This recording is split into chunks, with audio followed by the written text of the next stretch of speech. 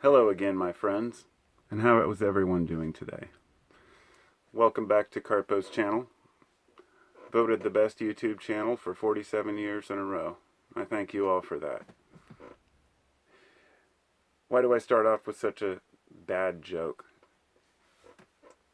I made a comment like that in a video a while back, perhaps a month or two ago, and something to the effect of, 25 years running. And they pointed out that it doesn't add up, that YouTube wasn't around then. And naturally, I figured at least one person would, take it seriously. But I thought about that a little bit, and I thought about the point that we're at right now as a society where we think that somebody's trying to pull the wool over our eyes, even when it's quite an obvious joke. I feel like we've kind of lost our sense of humor. Now, look, as I get older, I'm 44 years old. I've seen things in my day which give me the at least impression that society is changing quickly, that people are changing quickly. But I also realize that everyone who gets older, the people you associate with, the things that you do, the things that you pay attention to, change. And therefore you have a different idea of what the world's like. So what I mean is that everybody has always said the world's changing, people are changing. But today it's become quite apparent that it really is a changing world. And it's not okay for a lot of people. They don't want a changing world. And so I want to talk here for a minute about how we got here. How we got to this point. To where we can't even trust one another. To where people are lying to our faces and we accept it as truth. It's... the hear no evil, see no evil, speak no evil, except for evil has become truth.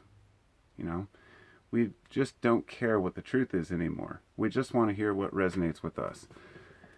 So I'll start off by saying I apologize to anybody that I've argued with over the last year or so, especially politically, if I offended you. And I say that not saying that I regret every discussion I've had or argument I've had, but this particular video deals with the way that we as individuals get heated, that we can't listen to each other anymore.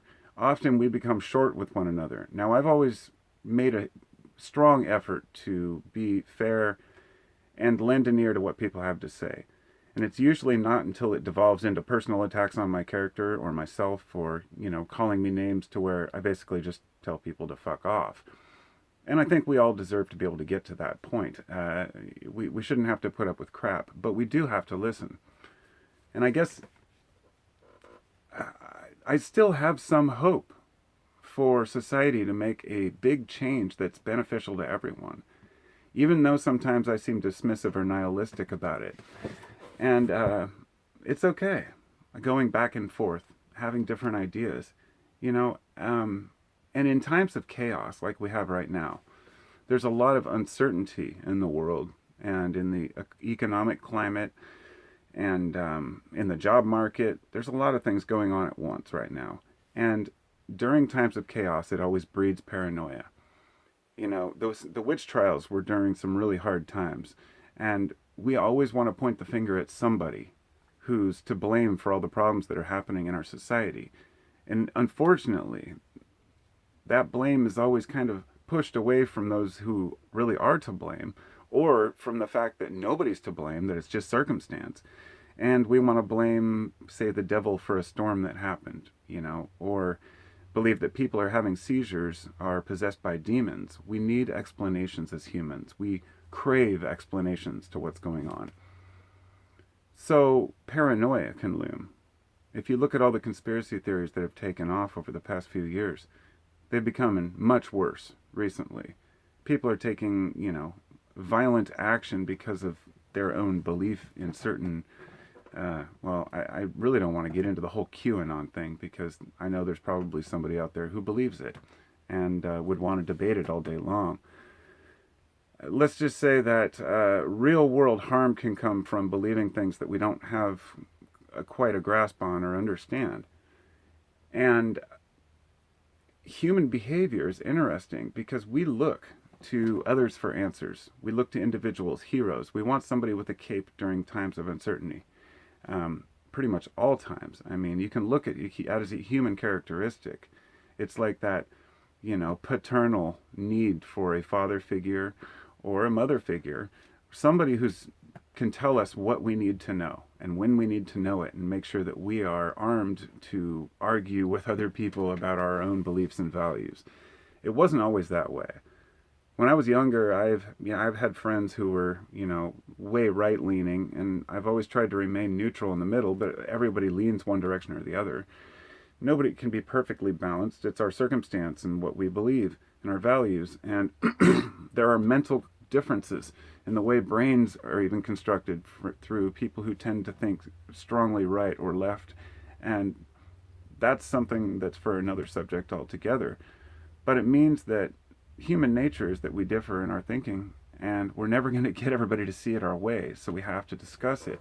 But when we see harm being done, when we see real harm being done to people or to the environment or to our rights, we speak up, and there's always somebody there to tell us that we're wrong. In other words, anybody who wants to protect the environment is now some liberal tree hugger. I've heard it all, right? But without people protecting the environment, we'd live in a cesspool. I thought about this the other day. Why is Portland such a environmentally charged area? Portland was one of the most polluted cities in the country at one time. The Willamette River was disgusting. Just raw sewage running in there. You couldn't swim. Your 30s and the 40s. And they cleaned it up. Things have come a long way as a species, as a society. As a whole, we've come a long way. But in that process, we've left a lot of communities behind. So, as a strong nation, my point being, and I wasn't even going to mention any of this in this video, but it's like, as a strong nation, we have to protect the weakest members. I think that was a Gandhi quote. He said, the greatness of a nation is defined by how it treats its weakest members, and I agree. I think that we need to respect and, all of the different cultures and wherever they came from. If we're going to fight amongst one another because of our race, our gender, our religion, we're never going to get anywhere. And it's not the same as tolerance. Tolerance is just tolerating crap because you have to tolerate it. It's not tolerance, it's acceptance. But we have to discuss the harm that's done by groups, of course. But why do we have to fight and assume that the other side is completely wrong to start? And so we look to politicians for answers. Some people look to musicians or movie stars. And you can see how people fall into these things. Some people fall into religions like Scientology, which is basically a cult disguised as the one and only religion. And the one thing that all of these groups have in common, including these self-help gurus, which I was going to do a totally separate video about, or the financial gurus, right? All of them, politicians, celebrities, financial gurus, priests, and Scientologists, they all tell you that you need them to fix your problems. And they're the ones that can fix your problems. But you'll find that they make most of their money off of you, off of the courses that you buy, the things that you buy from them. So if it's a financial guru, for example, you think, well, this person got rich, I can get rich. Well, if you get rich like him, then you're going to have to sell courses of the same story. It's kind of the old joke about philosophy, in my own personal joke that, if you take, a philosophy courses in college, that's great, but the only thing you can do with it is teach philosophy.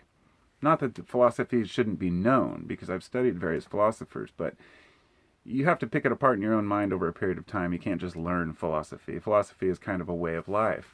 And so anyhow, the reason philosophy is important is because it teaches that your opinions are valuable, and you come to the realization that there are no gurus, that there are no great, perfect, know-it-all guys out there or gals who have figured out all the answers to your problems. It just doesn't happen. They'll convince you that you're what they are what you need to survive. So something that comes with that, and almost always, especially in the cult-like atmospheres, is there's always an enemy. There's always somebody else who's trying to pull you down, whether it be the demons in Christianity or the outsiders in Scientology, who are trying to fool you and bring you down, or the politicians that tell you it's a different country or a different, race, whatever it might be. You have to look within yourself and just kind of use common sense. Look at the division tactics and what's going on. There's not always an enemy. At least not always that we can point a finger at. And like I said at the beginning, we're always looking for somebody to point the finger at. So, I guess you can't blame people. We all do it, As much as I dislike, say, Trump, I don't blame him for all our problems. We got to where we're at as a country. We are all to blame for where we're at. And it works for some people, but it doesn't work for others. And therefore, we need to figure out what we're going to do about that problem. So, fighting an enemy, even if especially when it's half the country, is a preposterous way to solve a problem. There's no civil war in the works. It's not going to solve anything. It's not going to fix a country. It's just going to keep the people fighting amongst themselves while the billionaires make off with more of our money. So, that said, it's always the idea that they tell you if people are suffering, they say work harder. Oh, people need to work harder, as if everyone can become a millionaire if they just put in the work. You have to look at it like the nuts in the forest for squirrels. You could say every squirrel could have 1,000,000 nuts, but there's not enough nuts in all the trees. There's just not enough resources, land for everyone to own 1,000,000 acres and a giant mansion, and it's just not viable. It's not realistic, and there are plenty of people trying to keep that from ever happening anyway. There's so much greed out there that it makes it hard to fight with your own fellow countrymen when you see that the enemy is the person who's draining your paychecks for their own desires, their own, CEO bailouts. Like the airlines are getting bailed out by our tax money now, and they say, well, they need money to operate. Well, if they're not operating, they don't need money. Well, they need money to pay their employees, so pay their employees directly, right? No, they need more money for the CEOs. So didn't want to get into the monetary factor here, but the one thing that I should say the second or third thing, whatever, that these people all have in common is that they try to convince you not just that you need them, but that you are sick and you need help. Just think of the pharmaceutical industry.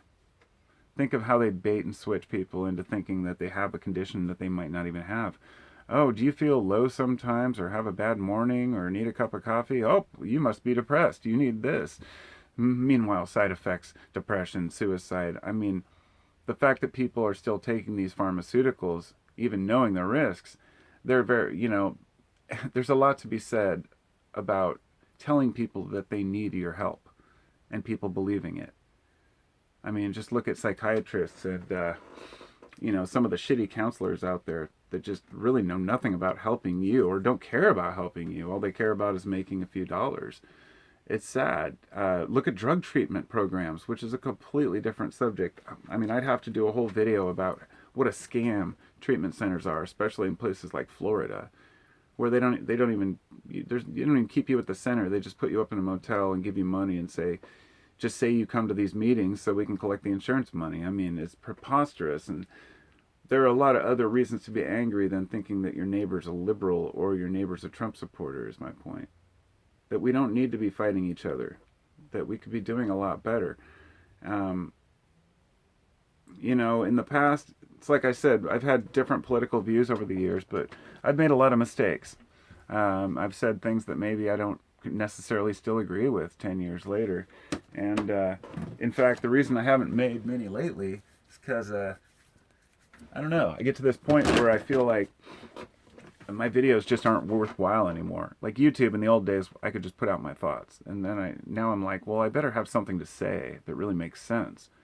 I've had people comment like, oh, you're just rambling. Well, yeah, of course, that's what I've always done. But people they don't want that anymore. They want quick bits of information, which I was going to give you some about the dog days of summer, but you'll have to wait on that one if I have time. So like I said, I've made mistakes, and I think that a lot of other people have made mistakes, but once you get recognized so when a person has millions of followers or subscribers, or they've written a book with millions of, readers, they all of a sudden fall into an obligation to put out at least valid information, at least the way they see it and have learned it. But today, you can't even do that. In other words, even if you have a different opinion from somebody else, you're all of a sudden the enemy. But people still have to do it. You feel it in your heart. You have to speak the truth. When you see people marginalized, when you see people getting wronged, it's just that I see the wrongs different than maybe others. And it's hard to talk about everything. But, the guru, the politician, they want to sell you their course, whatever it might be. And it's all about power. It's about control. It's about being noticed and recognized and ego and all these things. Not always, but a lot of the time it is.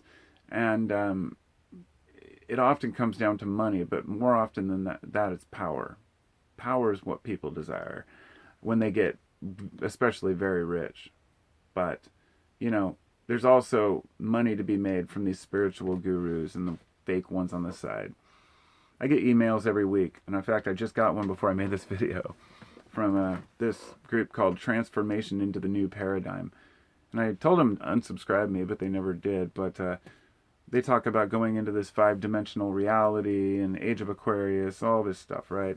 There was a point where I was into all this, and I had fallen for it. I really thought, I didn't buy courses or spend hundreds of thousands like some people told me they had done.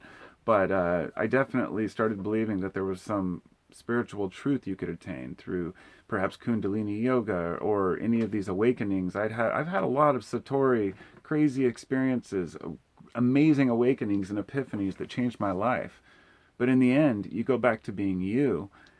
And I think that that's similar to what's happening with politics right now. People are waking up with all this new information they have with the internet, and things will settle down eventually, but not until people realize what's really true, if that's even possible anymore, and if we can even agree long enough to discuss things. And look, I don't know where we're going to end up, but I do know that if we keep believing the kind of shit that we're believing and a lot of the nonsense that goes on, and is spread, conspiracies spread like wildfire, and they make great clickbait, and they get lots of ad revenue, and it's up to us to distinguish the truth from the fiction. So, admit we still don't have the answers, first off. That's one of the key things that we have to do. And then take our power back by being an individual and realizing that we all struggle, but that there's strength in knowledge, even if it's a little bit each day. And what do we have to gain from believing what we believe? It's an important question to ask ourselves. Those values that we fight for, or willing to fight for, what do they really give us and give us back? Or are we being compensated by, our own country for our efforts? Can we self-govern? I was thinking about this as a Fish concert, how even out in the parking lot when a fight breaks out, the people try to break it up. They want to keep things cool. When the nitrous mafia comes in, which is like these guys from the East Coast who bring in nitrous tanks, start selling this crappy, low-quality nitrous to people for a rip-off, and then they take all their money back. They get chased out and harassed by the people too. Like there's people stand up for their communities, no matter how small. People do care about one another when they're locally close to one another. But once you get the internet separating people and you don't see the other person, you can have this disgusting image of what you think they look like, or them sitting in their basement, or being in somebody's, there are a million different viewpoints we can have about what we assume other people are doing or who they are. But I think we need to give each other a little bit more space and respect, because calling each other assholes or dickheads doesn't solve the problem. I think we all know that, but it's hard not to sometimes. I think one of the complicated issues is we stop believing our experts, and we stop believing scientists in a lot of circles now because we don't trust anyone at all. And that's a scary proposition in my opinion, because if you stop believing everyone who has experience in something because you assume that anybody must be compromised who studies a certain thing, then you're leaving your expertise to people who know nothing about it but just tell you that they know, and they must know better than the scientists. And that's happening right now. That's how we got into this issue where people are just going to continue to be locked down instead of being able to go back to work. It's a totally different story altogether. Whatever you believe about the virus, it's a complicated issue that is going to screw up our the way that we handle ourselves during the summer and the fall, and it's probably going to get much worse, and that sucks. But I wouldn't say anybody's directly to blame, because we as Americans, we would want to go back to work anyway. Wouldn't matter really who's president or what precautions we took. At this point, it's too late. If we did the proper testing, that would be a different story, but even places that have tested are coming back with new cases, and it's just going to run its course. Hopefully we can slow it down and get back to our lives, right? That's the middle ground I can find with people who are just totally anti-mask, anti-government, anti-listening to anything the Democrats, the Democrats say, just because they're the enemy, and I'm not a Democrat, by the way. I always get accused of that, but I'm sickened by the way that they act too. It's just pathetic the way our government has reacted to what's going on. So I know a few things. First off, bad or controversial news sells best. It always has, and it always will. People always want to look at the bad news, and they will always click on it. So therefore, when people say that the media is the problem, it's true, but the people are the problem, because that's what they want from their media. If people demand better and they're willing to pay for it, then they'll get better. That's just how it works. Alternative media is where people will flock to once they've left mainstream. And they are just as guilty. They have the same problems and the same shortcomings. And they're guilty too. They have ads. They have the same, donate, give me this, give me that. And it just makes it hard for anybody who's really trying to give information to actually get compensated for their efforts, because people just assume everybody's just trying to rip them off. As I've said before, the internet is a megaphone for idiots. And that makes it very dangerous for those who are speaking any real truth. A lot of these people, like I said, scientists, they've been getting death threats. You may not like, for example, Fauci, whatever, he's an East Coast douchebag, whatever you think about him. The point is, he should not be getting death threats for him and his family. The amount of death threats people are getting just for saying anything bad about someone else is just too much. It's really ridiculous. And I think that in a civilized society, we need to really all fight to overcome that, because it's totally uncalled for, which means those on the right who are like, even if you are a Trump supporter or you support whatever policies, you shouldn't support people giving death threats to your fellow Americans who are trying to provide you with information. If you don't agree with that information, fine, but you can't make assumptions about everyone. It makes it really hard, because it's like we can't even talk about anything controversial or conspiracy oriented. Like I was saying, QAnon, if somebody makes a video just about them specifically, they get attacked, they get harassed, death threats, people have come to their people's houses. A lot of bullshit's got spread around, and we all have to admit when we've been taken, but we can't seem to do that anymore. So a few final notes. I guess one of the issues and the point I'm trying to make is we always have to be right instead of listening. I've had to learn that, okay, myself. We all do. Everybody wants to be right and think you're right. It can be frustrating when you are right about a lot of things and you know you are, and other people just say you're just trying to be right. But often we're not right. And I've made my own mistakes and assumptions about people, especially. We all tend to research and find the value in the biased research that we can find that supports our case. That's confirmation bias, and we all do it. And it's important that we look at all sources of anything before we discuss something and really know what we're talking about. There may be a possibility we could self-govern without needing all this bureaucracy and bullshit, but that's for a whole video itself. Okay, being wrong is okay. That's another key thing I really want to... You can't say that enough times. It's okay to admit you were wrong. It's a strength, not a weakness. The next one is plant a seed. That means don't expect somebody to change their mind just because you have a different opinion. They never will. Never. It never happens. You have to plant a seed. Somebody said the other day, like building a house brick by brick, and I was telling him I use the seed analogy. Plant a seed, and if the ground is fertile, it'll grow over time. Who knows, man? My opinion's been changed lots of times, but it's taken time for me to think about it. You can't force something on me. It's like when people try to convert you to religion overnight, you're like, it doesn't work that way. The next thing I wanted to say is change takes time. We are very impatient, especially today. We want everything overnight to change in our favor, and we just want to get rid of all these problems and get back to our lives. And it doesn't work that way. Real change takes time, and it can be painful. The next thing is most people are good. I really believe that. As much as I sometimes think that people are just assholes and I'm just sick of dealing with their crap, most people I think are good and mean well and won't harm another person. And even those who often do harm others, there's a reason for it that often goes back to their childhood, but there's no excuse for it. It has to be curbed. We have to take care of one another and protect one another from harm. Because I really don't like abusers or people who threaten others. It's, morally reprehensible. The last two things are, the last thing I guess here is we need solutions, not finger pointing. Often it's necessary to point the finger at people, to hold them accountable for their lies, for their abuse, or their bullshit.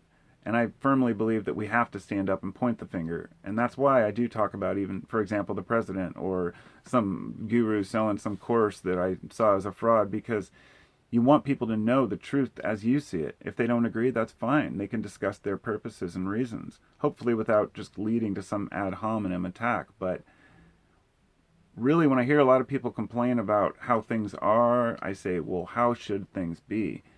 And people fall silent. There are some people who have great answers, great solutions for how to fix our democracy or improve our republic or however they see the country we live in. Or improve their own country, whether you're socialist or whatever policies your country has, or your people have, or your community has. It's important to recognize that we have to work together. We all want a decent life, not just for ourselves, but for our kids. And sometimes there are short-term gains that make us think that we're doing well, but we're not realizing the cost in the long run. For example, sure, we can legalize drilling in an oil refuge today and make a whole bunch more money. But tomorrow, what do we lose for ourselves and our children?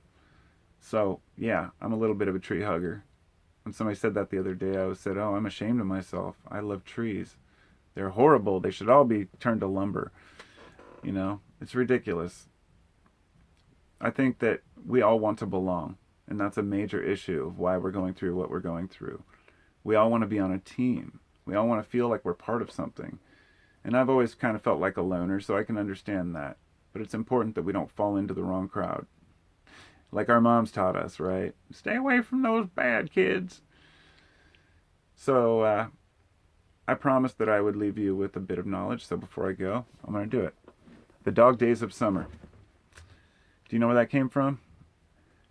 Well, I was curious, so I looked it up. And like the rest of you, many of you, who probably think, well, you picture a dog laying around panting in the hot days. Well, the dog days of summer here where I live on the west coast of the U.S. is, I believe it was July 3rd to August 11th. And it's the 17th today, meaning that we're past the dog days, supposedly. And it has nothing to do with dogs, well, it does, but nothing to do with the heat so much as the star Sirius shows from those times. And the star Sirius is the brightest star in the sky there, and it's a main part of Canis Major, which is the dog constellation, right? So that's why it's called the dog days, while that constellation's visible, or at least that star.